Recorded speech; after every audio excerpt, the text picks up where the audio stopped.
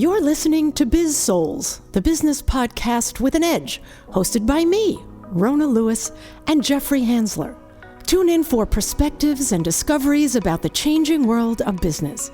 It's time to connect to the heart, soul, and humor of how business gets done. Hello, everyone, and welcome to another nifty edition of Biz-Souls. I'm Rona Lewis. I'm Jeffrey Hansler, and we get to the heart and soul of business and the people that make it happen. Excellent, and I'm very excited because we're going to get a little heart and soul for fashion today, and where I'm introducing my new friend, BJ Gray, who I met playing tennis, and we just started talking, and I said, "So, what do you do?" And he said, "I'm a fashion designer." And I went, "Oh, we haven't had a fashion designer on." And so I'm making him come on. So I'm going to read your bio, BJ, and then we'll rock and roll. Okay. So here it is. Paris-trained, LA-born and bred celebrity designer BJ Gray blazed onto the Hollywood scene in 2017 with his male-focused label, Gray. Right? It was gray. Was it gray back then? Grayscale then. Grayscale then. Okay.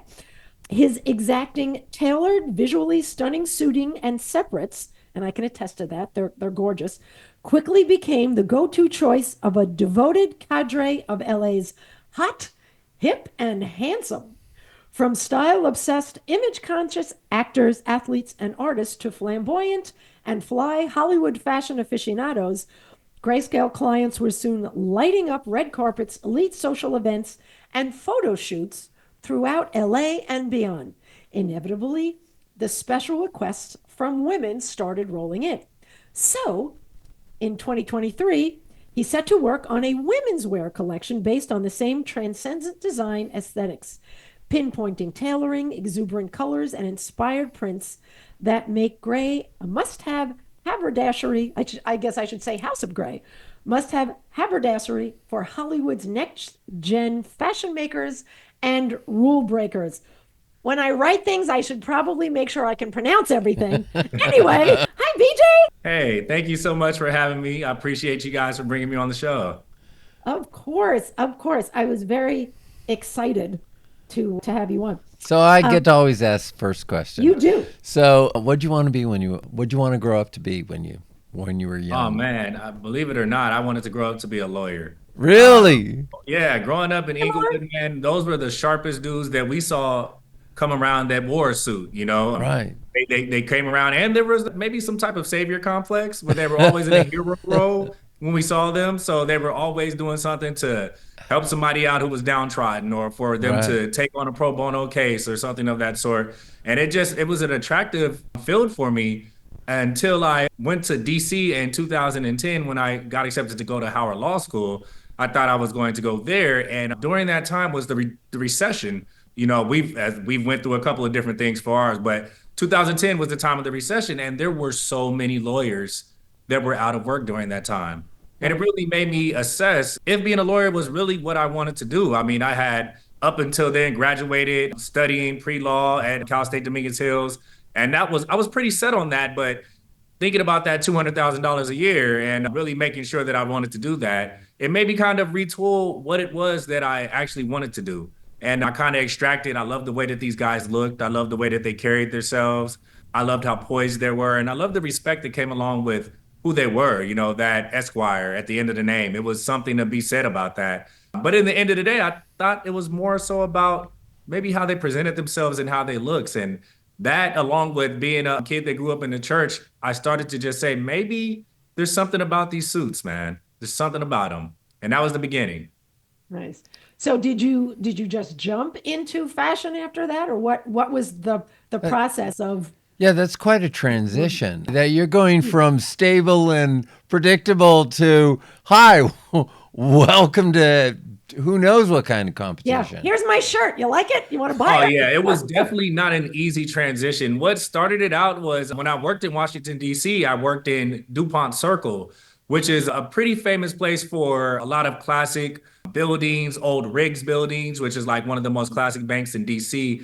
But what was also really important about DuPont, it was a lot of young movers and shakers that would come through there. So I started to manage the finance of a lot of people. Now, me being a well-dressed gentleman, I was a peacock banker at the time, you know. So holding my license, I was managing the funds of people that were working at these top prestigious firms. They were working in think tanks, on the Hill, whatever it was, many things into the DC space. So I started to just constantly get asked about my fashion. People would ask, what is it that you're wearing? What is it that you're wearing? And I would tell them, we would talk about fashion 24/7. And before I knew it, I was managing the closets of these same clients that I was managing their funds. Wow. So slowly but surely, I would start to, you know, can you put something together for me for the White House Correspondents' Dinner? Can you put something for me? I'm going to this event on the Hill. And I would find the DC version of what I saw at that time. It wasn't anything too flamboyant, but it was maybe those great black, blues, and grays that you were going to get in DC. And I would style the clients, but there was a yearn for more. They wanted to be able to say, hey, man, this is cool, but I want to express myself just a little bit more. And that's when I found the niche. I knew that there was an area opportunity. I left banking. I put my 2 weeks in and I left banking. And I'm a real rule follower before I'm a rule breaker. So I moved to Paris to learn how to design before I came back to just do something that was totally off the wall. How long were you in Paris? Spent a year in Paris learning to design. Fantastic. And who influenced you, or what did you pick up from doing that? I mean, would you do it again? Oh, would I do it again? Easily. Paris is probably one of the places that you can fall in love with time and time again living there. And the interesting thing when I moved there felt like I had to have a self-talk where I looked in the mirror and said, hey, man, you're not a tourist anymore. I was spending a lot of time at the big fashion houses shopping.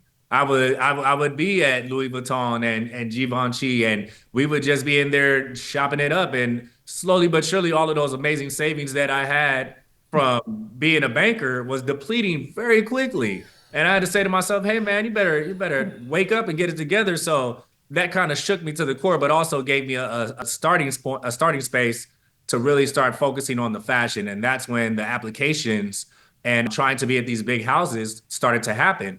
Right. Lo and behold, when I moved to DC, I am a very sporadic person. When I moved from DC, we left with a visa that said we can afford to tour but not work. We didn't have to work. So the interviews would happen and we would get to these tops of these fashion houses and it would say, hey, you can't work here. Your visa isn't the right type of visa. And my mentor, his name was David. He had a clothing brand called Valorens at the time.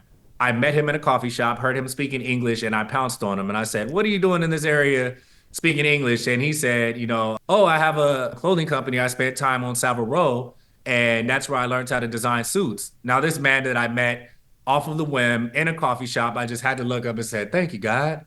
And before that, that was the beginning of a beautiful relationship that became a mentorship and to teaching me all the ins and outs of tailoring and designing. And I owe a lot to that man. That's fantastic. That's awesome. So what do you think you took from him in terms of style that you made your own? The classical appeal. And in France and Paris, they really do not. It's interesting that a lot of the flamboyant pieces that you see may come from this region, but those that live there and that breathe the fashion are very, very reserved.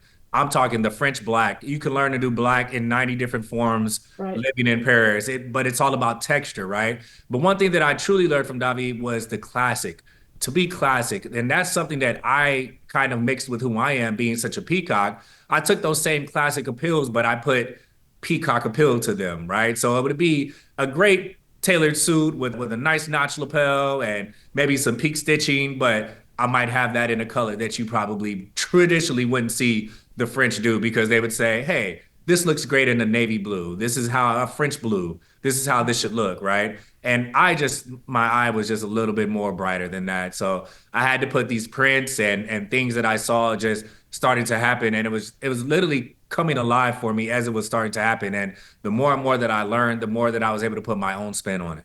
Right. So I would imagine it serves you well being here in Los Angeles, where sometimes it is literally a theater of the absurd, Exactly. Right. Being here in LA, my mom was so worried about me being over in France. She just knew that I was going to stay over there and never come back. And she was also very frustrated with me for leaving my corporate job. I have four sisters. She would say, "Hey, man, I'm not really worried about you. Keep on doing what you're doing." And when I told her I wanted to just quit my job and just move to Paris, she said, "Did you not hear what I just said? I'm not that worried about you. Like, don't make me be worried about you." But now she sees the fruits of the labor and the vision that I saw with what I wanted to do. But in the beginning, she was definitely not too happy about me quitting a great job in DC and wanting to move. But I always told her, I said, "Mom, worst case scenario, what happens? I fail back to Los Angeles?" How many people get to say that? Where their failure is to come back to Hollywood. And I really took that as a place where I was able to step out on faith and do what I wanted to do, because I knew that worst case scenario, I'd be back here. And this is the home of a blank canvas, a coloring book that I get to just paint with so many majestic colors and getting to put my own spin on things. And if you've got some type of talent and some type of drive, you can slip up and do something great here in Los Angeles. And I am a great attribute to that. Awesome. Yeah, and we believe in featuring failure, because that just means that the next you'll never do that again, and that's one more step to success. So But Gray was BJ, playing. yeah, really, no kidding. Failure was definitely it was a catalyst for, making sure that something was going to come from this. Even when I was so distraught with the visa situation living in Paris, and I couldn't tell you how I ended up in that coffee shop at that moment, at that day. Yeah. But I was sad, and I'm leaving in Passy. I'm living in the 16th, and this is an area that is just kind of like old rich money. You're definitely not hearing anybody speaking English. So when I heard David speak English, my ears perked up, and it let me know that moment was like, even in failure, your steps are still ordered. There's still something that is working for you and working in your favor, and God continued to show up and show out for me. Awesome. Jeffrey, did you have a question? Well, a lot about business, I'm very, very comfortable with. The courage it takes to get into the fashion market. Not only do you have to have a business sense, you're predicting what people are going to like, or you're guiding them to something brand new that they're going to fall in love with. And that's just terrifying to me. It is so scary. It is a scary thing. What do you grab onto? How do you get through the day? How do you pull it off? I'd probably say the biggest thing is confidence more than anything. And I'm sure that Rona can attest to this, dealing with buying and knowing you have to be sure about what you're doing before somebody else is sure about it, right? If I'm trying to sell you on something and I'm a little bit leery about that and I'm a little bit hesitant, now you're hesitant, right? But the confidence when I talk about these items, when I'm talking about something that I want to do, is something that people will take a hold to. And I say, I hate to phrase it like this, but you sell it as a drug. Because once this confidence starts to get fed to people, it is something that they want more and more of. And if I can get you confident and trusting in my vision, then all of a sudden you're all in. Hey, if you want to do this, then I'm game, because last time we did it, everybody had something great to say about what I did. And even what I'm wearing today was what we call the new uniform, right? It's a motorcycle jacket with a white poplin shirt. It has a placket cover with the same fabric of the motorcycle jacket. Brilliant. I do this with suit jackets. I do this with overcoats. And it is such a easy thing for the gentleman who does not feel that they're a fashion guy, right? It sets you up. That's why I call it the new uniform. It sets you up for success. Hey, do this for me in black. Black jacket, black placket, white shirt. I look great, right? Now, Jeffrey, I started the new uniform probably 2000, I'd say, let's maybe even give it 21, right? 2021 is when I started to come up with the idea of the new uniform. Just this past year, everyone has been wearing it. It's just now started clicking. People are like, oh, this is the best thing ever. And here I am saying, I told you guys that 4 years ago, right? But the diligence that you have to have, the confidence that you have to have, and it has to have some salesmanship in there too, right? Yeah. I've got to be able to. That's Jeffrey's specialty. He's a salesman, and yeah. So I'm listening and going, Jeffrey, you talk about a lot of this stuff. It's easy too. And I think one of the things that you have to be able to do is build on any skill set that you have. When I was in banking, we learned a lot about open-ended questions. We learned a lot about closing, right? When I was in the military, I learned a lot, and I was in the Army for 8 years. I learned a lot about being diligent, about being regimented, and learning how to do things that are kind of self-starter things. Each of those fields of life that I did were all stepping stones for the next one. And when I got the chance to be an entrepreneur, it was really a melting pot of bringing that all into one space and saying, hey, you need to be with the discipline of the military, salesmanship of banking, showmanship of fashion. And when you put all of those things together, you start to listen to your clients. And I can regurgitate what my clients are saying. And before you know it, we have an hour fitting. We've never discussed fashion, but I've discussed you. I've discussed your likes, your dislikes. Jeffrey talked about how he's like, oh, I don't think that I'd pull that off. So maybe a little bit more reserved. So I know that initially we're not pushing him off the curb to that fuchsia suit, right? But we might start with a different black with a texture. So we're just waking that fear. We're just shaking it out just a little bit. And we know that once we have that little bit, their spouses are complimenting their family members. Hey man, I like the way that you're looking today. And that pep in your step is a little bit different. And Jeffrey's calling me in 5 minutes. He says, hey BJ, we got to do it again, man. The people are loving what you're doing. And now I got to keep on making sure that they feel the same way all the time.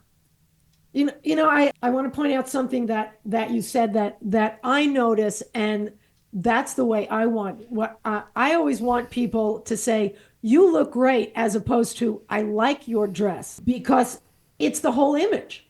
Yeah. And that's what you get with your stuff, because I was looking on your website. First of all, I want to know, that everybody on there looks so put together without looking costumey, and yet they still have that edge, which is my favorite way to dress. Yeah. How did you start to get in with that celebrity set? Oh, so when I first came back from Paris to Los Angeles, I reached out to a couple of fraternity members. I'm a member of Alpha Phi Alpha Fraternity Incorporated, which is a Black Greek letter organization. I joined at Cal State Dominguez Hills in 2006. And it has a broad network of so many different people that are just in so many different fields. I reached out and put a filler out when I got back, and I said, hey, I'm learning to design this clothing line as I've gotten back. I want to start to meet other people that are in the industry so I can start to connect the two. Eventually, I'm going to have the people in the industry wearing my clothing, but I need an in. And one of my frat brothers reached out to me. His name was Apuje Kalu. He reached out to me and he said, hey, man, I don't know if I can help you with that, but you want to come style assist, I can introduce you to some people. Right. And here I am thinking, I just got back. I'm like, I don't know if styling assisting is really how I'm going to make the brand known, but I can know people through this. So I started styling assisting with him for about, maybe 6 to 8 months. And after about 5 months, I sat him down and I said, hey, I got a wild idea. Hear me out before you say no. The clothing that I'm designing, my initial samples, would you mind putting them in your fittings? At the time, he was working with some great stars, Neo, Jussie Smollett, and all of these people that were on just cutting edge at the time. This was 2016, and Empire was so big. He worked with Jay Ellis, who was amazing in Insecure and Top Gun, and these were like peak times for these gentlemen. He was styling them at this time, and I said, I don't want us to tell the clients that this is my brand. I just want us to put it in the fittings, and I'm looking for research. If they wear it or they choose it, great. If they don't, honestly, even better. I can get a chance to slowly pan through the clothing that's on the rack, and I say, hey, why didn't you choose this jacket? Hey, why didn't you choose this? And then I would get to my piece and I'd say, hey, why didn't you choose this? And they would say, oh, I like this, not for that event. Oh, I like this, but it didn't necessarily fit. Or, oh, I like this, but the cut was off. Whatever it was, I used it as a sample space. And before you know it, when we got to that 8-month mark, we had 3 really big placements, and those were the end of my styling assisting days. Nice. I branched off and started to get those same clients, their own individual pieces, and continue to build on those same relationships. And the definition of a parlay, it was a beautiful thing. And again, ordered steps. I mean, for me to be able to have the foresight to know that, hey, although this may not be exactly what we're looking for, that this can turn into something else. Some of these same clients still wear the brand to this day. They're still reaching out, hey, can I get this new piece that you just designed? Love that. And the one thing that I really liked about them is once I got a chance to tell them that it was my brand, the way that their faces would light up. Why didn't you tell me this before? Why didn't you let us know? And I didn't want you to feel like you had an onus to wear the brand. I wanted you to genuinely want to wear these things. But the reverse ended up happening. They championed the brand so much after that. I mean, saying the brand in spaces and rooms that we weren't even in yet, that we had no business being in yet, because we Obviously, weren't you there yet. did. So, Yeah, we weren't there yet, but the belief and the foresight in I owe so much to Pooja, to Jay, to Jesse. They saw so much in me to what the people see now. They're looking back in those 2016 days like, man, I saw that. I saw that before. God said, I know you in the womb. They saw the brand before it had the chance to even be what it is today. And to see the blossoming happening is just a beautiful thing that I sometimes stand by and watch. fabulous. You know, you'd be a perfect match with the NFL. You could deck out each team with their own off the field uniform. Come on, And- Jeffrey, speak it into existence. Oh my There God, you go. that would just be because the way you put your clothes out there and you say, okay, let's see what they pick, and then they pick yours. That takes a lot of courage. It's the way it comes across out of your clothes and the way you design them. Yeah. So you're going to appeal to somebody that's willing to make a decision. Yeah, and we worked backwards. You know, I really, some of my biggest influence are like Tom Ford, Ralph Lauren. And these, if you think of those brands, you think about classic. You think about great cuts and you think about classics. And I thought, a little bit of understanding your own individual niche, right? I did love those brands, but there's no way that I was looking to replicate those same things. But the idea of being able to speak to that peacock and then maybe work backwards into his wardrobe. We started out being a place where people came for those one-offs. Oh, I have a big red carpet. Oh, I'm getting married, right? And then we started to work into those clients because they knew if we could do the crazy pieces, a black suit we could do that in our sleep, right? So it started to be a reversal. Some people usually build out their closets where they start with the basics and then they might have one dinner jacket that's a little bit off color. And they're like, this is my go-to when I'm feeling like shaking it, shaking things up. But we started off with building that relationship with the client that were willing to trust us with the wildest portions. And then we kind of dug into their closet a little bit more. And now we take care of the full Monty, all the black suits and the dress shirts and the full suits, because people sometimes don't even know that we offer those things because they see so much of the flamboyancy. Right. That's awesome to have that much range. I want to ask about, I'm just going to say these words and I want to hear your opinion. Fast fashion. Fast fashion. Scary. That's the first word that comes to my mind. As the brand has evolved and the way that social media is, there's been some great things that I've seen in some fast fashion stores that look very familiar. And I've had people that have come to champion the brand be so angry for me. Man, you gotta sue these people. You gotta put it out there. You gotta tell them, hey, they're stealing from you. And a part of me is offended, when it happens. And then there's a part of me that's flattered, and I think it's really just like, what is your lens? How are you looking at this? That means you're doing something right. That means that somebody is literally watching you. This small brand, this small entrepreneur, somebody is watching what you're doing. And very meticulously to the point where they're mimicking or giving a very close variation of the things. Fast fashion has a place. I will not disregard it and say that there isn't a place for those who want these things at a cheaper price point and can't afford it. Need something that, a fluctuating body maybe is not going to pay for, a custom or something of that sort. So I know that there's a space that it does belong. The encroachment, might I say, is the tough portion that happens from time to time. But I've learned to take it in the chin and know that I'm on the right track. And the beautiful thing about somebody copying something that you do is to watch them and say, do it again. If that's really yours, let's see you do it again. Because here I am coming up with ideas in and out and day and out. And it's really up to me to decide which one, to Jeffrey's point, which one am I going to be confident enough to let the people see? And when I do let the people see one and they're saying, oh, I need to copy that, it is a way that you have to say like, hey man, you're on to something. This is pretty cool. Yeah, interesting. So what if there was somebody, and hopefully there is someone watching and listening who would want to start their own fashion line or accessory line or shoe line, something, what are some lessons you can share to make their journey a little easier or smarter? Oh man, the first thing that I would say is get a mentor. Get a mentor. Having somebody who does what you would aspire to do is so important. They can save you from so many pitfalls, from so many hiccups. My first big L was probably blowing $20,000 in a month and having nothing to show for it. And that was just me being very spontaneous and say, hey, I want to do this, and jumping into the deep end with no life raft, right? No life vest. And that's going to happen.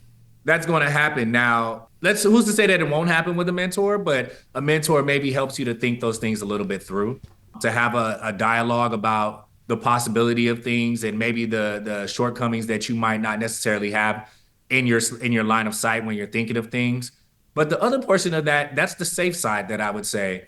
But the sporadic side of me and the more adventurous side of me would say, trust your heart. You can't, if I could tell you how many people told me, I mean, and from best friends, you're not going to do that. You're going to quit your job. You're going to quit your job and move to Paris. Why would you do that? Why would you? Oh, I don't know if that's going to work. Ooh, that color on that piece? I'm not sure. If I listened to all the naysayers in what I wanted to do, I would be doing their job and not mine. Yeah. You know that you're put on this earth to do something. And when you feel that tug at your heart, when you feel that in the pit of your stomach, you should feel that right just as much as you feel that wrong. And what I mean by that is, you know, when something's wrong and you feel that and it's gut wrenching and you like something doesn't feel right about that, you have to be able to pay attention to that feeling just as much in the positive. When you're feeling that you're being drawn towards something, that you have something that's working towards you, and you have to lean into that. That was me with fashion. I couldn't wait for other people to approve of what I was doing. They simply had to get on board at a later point. And everybody can't go. Everybody's not going to be a fan of what you're doing and can't have the vision for what you have, but they see it at a later point. They'll say, hey, man, kudos for you for sticking it through. And you're saying, well, I wouldn't have if I had listened to you. You know, it's really about betting on yourself. And you have to know that in the end, it's all going to work out for you. Right.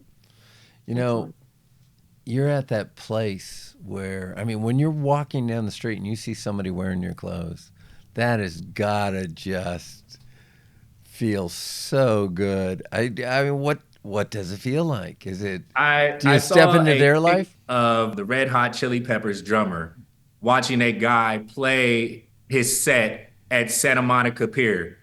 And he set the only person sitting there watching this guy drum. And the guy had no idea who was sitting there watching there. People are walking past him every day, throwing some money in the guitar pit or whatever. And it was amazing to just watch him marvel at something that he had created, but that person didn't know. I am the most curious person on how you found the brand.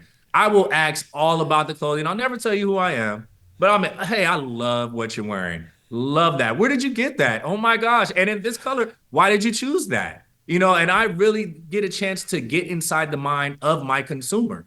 So seeing that, it is something that does not get old at all. And now there's become a kind of, I won't use the word cult following, but there's this following for the brand where people know the brand when they see it. Yeah. There's one of our signature pieces is called the Line It Up, where we have probably a 2-inch line that is a contrast suit that goes down. I love that one. I was telling Jeffrey about it. I'm sorry to interrupt, but I was like, Jeffrey, you would look great in that. Yeah, so the Line It Up is great because it has the chance to dance in so many different areas, right? It can be flamboyant, it could be tonal, it has the ability to be, it covers such the gambit. Yeah. But when people see that, the excitement that they share is so, it is electric. Hey man, I saw this and I knew this was you. Hey, I saw this. Sometimes the clients are telling me about pieces that I haven't even seen. Because we're at that point now where before I used to have a hand on everything that I saw go out. I would see, oh, this person bought this. I know who that is.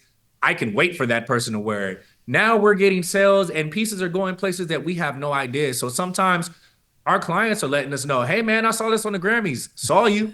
Hey man, I saw recently Morris Chestnut on the Golden Globes. He wore a burnt orange suit that was on the Golden Globes, and social media erupted when he wore this suit. And it is probably, I mean, we're only 18 days into the new year, but it's easily the biggest piece of 2025 thus far for the brand. And it Nice. was just amazing to see how many people reached out to me before we even put a press release out saying that he wore it. Hey man, saw this, knew it was you. Keep going, way to kill it. So Jeffrey, I can't tell you, man. I hope that feeling never gets old. It is so exciting to see people excited about the brand. And these are people that have been early adopters of the brand, right? They saw the birth of this brand. They saw a baby turn to a toddler start to crawl, to walk. And now they're looking at you running in the Olympics and they're like, man, I remember when this dude was crawling. And Right. they feel a part of the story. And that is a beautiful thing that people have championed the brand so much because they see my growth as a part of them. They see Right. me as this local guy. You know, I'm still normal. I'm still me. I'm Nothing's changed about me, right? Like my smile has got a little bit bigger, my studio's got a little bit larger, but if you know me, you know nothing has changed. So it's been a great journey thus far. And again, man, sometimes I'm beside myself just watching this happen. I'm like, good for you, man. Look at all this is going on. This is crazy. Who would have thought? That's Oh, awesome. fantastic. Wait, is your studio in West Hollywood? So Los Angeles, it's at the bottom of Dodger Stadium. It's considered Elysian Park. Sure. I It's know. north of Broadway. So if downtown is south, going on that 110, I'm on Right. the north side of Broadway. So Gotcha. Dodger Stadium sits like right up here, and we're at the bottom of Dodger Stadium. Oh, It is very such an cool. unassuming, great building. That's the beauty of it too. That's the best thing, I right? mean, it looks like Oasis in the inside, but on the outside, you'd walk right past it. Which is very smart for a number of A reasons. number of Los Angeles reasons. So, Exactly. BJ, how can people get in touch with you if they want, if they want to talk to you personally, to have something personally designed, or they want to look at your things? Give us all the info. My phone number is my phone number. There is no screening process. You call that number, you get me. But my brand, we're online at houseofgray.com at underscore with Twitter and Instagram. House of Gray underscore is the brand. You'll see myself along with five beautiful young ladies in these oceanic colors that are representative of Los Angeles and our beaches and our sunsets. Yeah, social media, email. I am very accessible. I mean, if you want to get something made, if you want to come down and see the studio, we love to continue to be a microphone for the brand. We love other people to continue to see what it is that we're doing because that has been how we have gotten to the space that we are. I want to come I didn't see it. get the chance. I'm We're coming. talking on the tennis court, and That's right. a month later, we're here having this conversation, and then Yeah. a month later, you're going to be in here for our sample sales. So it's all cyclical. Fighting. I'm getting my elbows ready. Yeah. You're a New Yorker, so you already know how to do it. I'm I not. know how to do it. As long as you have smalls and extra smalls, I'm good. Yeah, we got plenty for you. Yeah, and that's the cool thing too. As the brand has gotten larger, our sizing has gotten larger, right? When we first started out, we didn't necessarily have we had the twos and the fours and the size 40s, and that was it. And now we have samples that go all the way up to 46, 48 for men, 10 to Fantastic. 12 for women, and some 14. So we actually cover such a broader range as the brand has grown. And that's a testament to our clientele saying, hey, make sure you include us. The women in my family wouldn't have me making a size 2 only, and they're all size 8s. So it's something that I also have to make sure that is representative of who I am also too.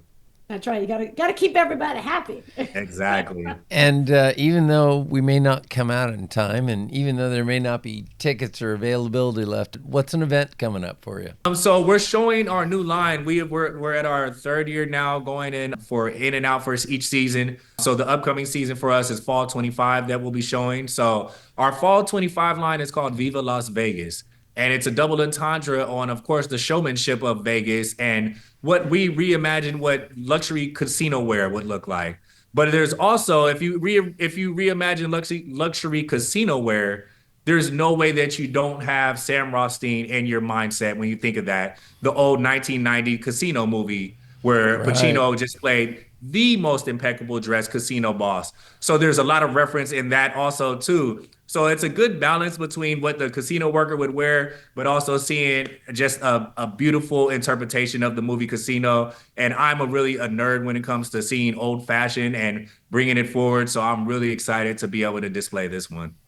I'm excited for you. That's great. And of course, both Jeffrey and I, when we get our next big keynotes, we're going to be coming to you to dress us. You got to. I mean, Jeffrey, I'm already ready to get you in. If it's got to be black, that's okay. I'm getting you in some textured black. You know, like there's a rule when it comes to fashion. If it doesn't have shape, it needs to have texture, and if it doesn't have texture, it needs to have color. Right. So even when I'm dealing with my clients, if they're saying, "Hey, we need to be in black," don't worry, I'm gonna give you 15 different blacks so we can make sure that we're not just going to be in a flat black. No, no, no, no. If gray is doing it, our tagline is "Life is more than black and white."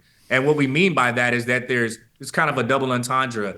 One, that there's so many opportunities for us to not be dull, right? And for us to easily fall into the black and white, it's so easy. It's something that it kind of a fallback. But when the brand was called Grayscale, we really like to hone in on when people think about grayscale in photography, they think about only seeing black and white.